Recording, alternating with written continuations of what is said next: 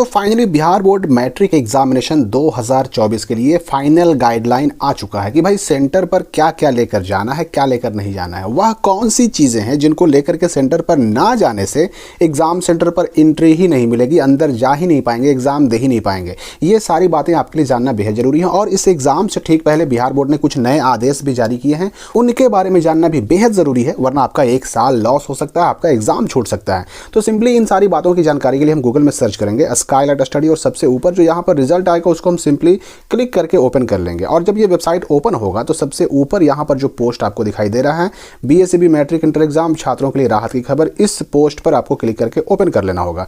जैसे ही ये post open होगा ना, नीचे आपको एग्जामिनेशन के बारे में सारी जानकारी दी जा रही है कि भाई आपको सेंटर पर, मैट्रिक के सेंटर पर क्या क्या लेकर जाना है। देखिए, लेकर जाने वाली चीज़ें पहले आप समझ लीजिए कि एग्जाम सेंटर पर क्या क्या ले करके जाना है। देखिए, एडमिट कार्ड तो आपके पास होना ही चाहिए, हर हाल में होना चाहिए, वो भी ओरिजिनल होना चाहिए, ठीक है। एक फोटो युक्त पहचान पत्र, अब पहचान पत्र कुछ भी हो सकता है, आधार कार्ड हो सकता है, आपके स्कूल का आईडी कार्ड हो सकता है, ऐसा कोई भी पहचान पत्र चलेगा जिसमें आपका फोटो लगा हुआ हो। पेन और पेंसिल आप लेकर के जा सकते हैं और मैथ के लिए मैथ का इंस्ट्रूमेंट लेके जा सकते हैं। देखिए, यहाँ पर एडमिट कार्ड के बारे में आपको मैं बता दूं कि एडमिट कार्ड अगर आपका छूट गया, मान लीजिए आपका एडमिट कार्ड घर पे छूट गया या एडमिट कार्ड खो गया, फिर भी इसके बारे में एक प्रावधान किया गया है कि आपका एडमिट कार्ड अगर घर पे छूट भी जाता है तो भी आप सेंटर पर जा सकते हैं, एग्जाम दे सकते हैं, बशर्ते कि आपके पास एक पहचान पत्र हो जिससे आपकी पहचान सुनिश्चित हो सके कि हाँ भाई ये बच्चा है वास्तव में, आपका फोटो मिलान हो सके। फोटो वाला अगर एक आईडी कार्ड रहेगा ना, कोई भी आधार कार्ड वगैरह कुछ भी, तो आप एग्जाम दे सकते हैं। अगर एडमिट कार्ड घर पे छूट जाए तो भी, खो जाए तो भी। अब यहाँ पर देखिए कुछ चीज़ें आपको याद रखनी है कि देखिए किसी किसी सेंटर पर मैथ के लिए इंस्ट्रूमेंट ले जाने की अनुमति तो होती है, लेकिन इंस्ट्रूमेंट का जो बॉक्स होता है ना, बॉक्स पर रोक लगा दी जाती है। तो ये अलग अलग सेंटर का मामला होता है, किसी पर अलाउ किया जा सकता है तो कहीं पर अलाउ नहीं भी हो सकता है। अब ये फोटो युक्त पहचान पत्र में आपका आधार कार्ड भी हो सकता है, आधार कार्ड के अलावा कोई भी ऐसा पहचान पत्र जिसमें आपका फोटो लगा हुआ हो आप लेके जा सकते हैं। तो लेके जाने वाली चीज़ों में ये अनिवार्य जो है एडमिट कार्ड है, एक पहचान पत्र है, पेन पेंसिल तो आपको लेके जाना ही जाना है। अब इसके बाद जो है कौन कौन सी चीज़ें लेकर के नहीं जा सकते एग्जाम सेंटर पर। देखिए, मोबाइल फ़ोन लेके नहीं जा सकते, earphone, Bluetooth earphone, earbud, calculator, किताब, चीट पुर्जा, कागज़ का टुकड़ा, सादा कागज़, कोई भी इलेक्ट्रॉनिक गैजेट, ये सब आप सेंटर पर लेकर के नहीं जा सकते। लेकिन यहाँ पर भी एक एक्सेप्शन है, कुछ कुछ चीज़ें ऐसी होती हैं कि जो किसी किसी सेंटर पर अलाउ होती हैं, तो कुछ कुछ सेंटर वाले उस चीज़ को अलाउ नहीं करते, अंदर लेकर नहीं जाने देते। जैसे एग्ज़ाम पैड हो सकता है किसी सेंटर पर अलाउ किया जाए, हो सकता है किसी सेंटर पर एग्ज़ाम पैड ले करके जाने की अनुमति मिल जाए, कहीं पर ना भी मिले। पैसों के साथ भी मामला है, कोई कोई सेंटर पैसा लेकर के, सिक्का या नोट ले करके जाने पर रोक लगा देते हैं, तो कुछ कुछ सेंटर लेके जाने देते हैं। चाबियाँ हो, बैग हो, थैला हो, पानी का बोतल हो, पर्स या वैलेट जो हम जेब में रखते हैं, ये सारी चीज़ें ऐसी है ना कि इनको कोई सेंटर हो सकता है अलाउ करे तो कोई सेंटर रोक दे, तो ये सेंटर पर भी डिपेंड करता है।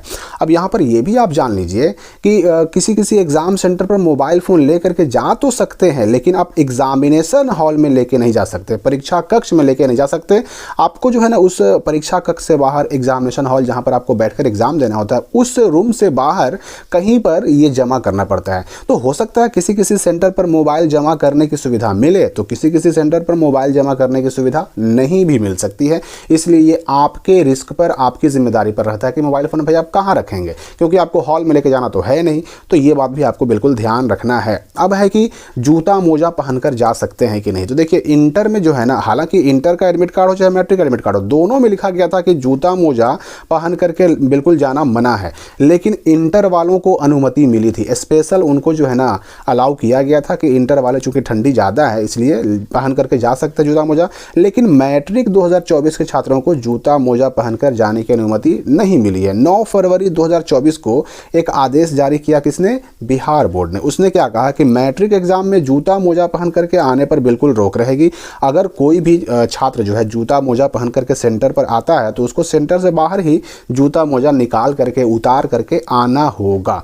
अब यहाँ पर मैं आपको बता दूं कि मैट्रिक में भी आपको तय समय से आधे घंटे पहले प्रवेश करना होगा। यानी अगर आपका फर्स्ट सिटिंग में एग्जाम है तो आपको 9 बजे एनी हाउ पहुँच जाना होगा। जो प्रथम पाली वाले बच्चे हैं, फर्स्ट सिटिंग वाले बच्चे हैं, उनको 9 बजे किसी भी हाल में सेंटर पर पहुँच जाना है। और जो सेकंड सिटिंग में जिनका एग्जाम है उनको 1:30 बजे तक किसी हाल में सेंटर पर पहुँच जाना है। अगर 9:01 भी हो गया तो आपको हो सकता है एंट्री ना मिले। अगर 1:30 बजे पहुँचना है, 1:31 भी हो गया तो हो सकता है कि आपको अंदर जाने से रोक दिया जाए। क्योंकि इंटर में आपने देखा होगा बहुत जगहों पर, बहुत सारे कॉलेज में, बहुत सारे जिलों में बवाल हुआ है।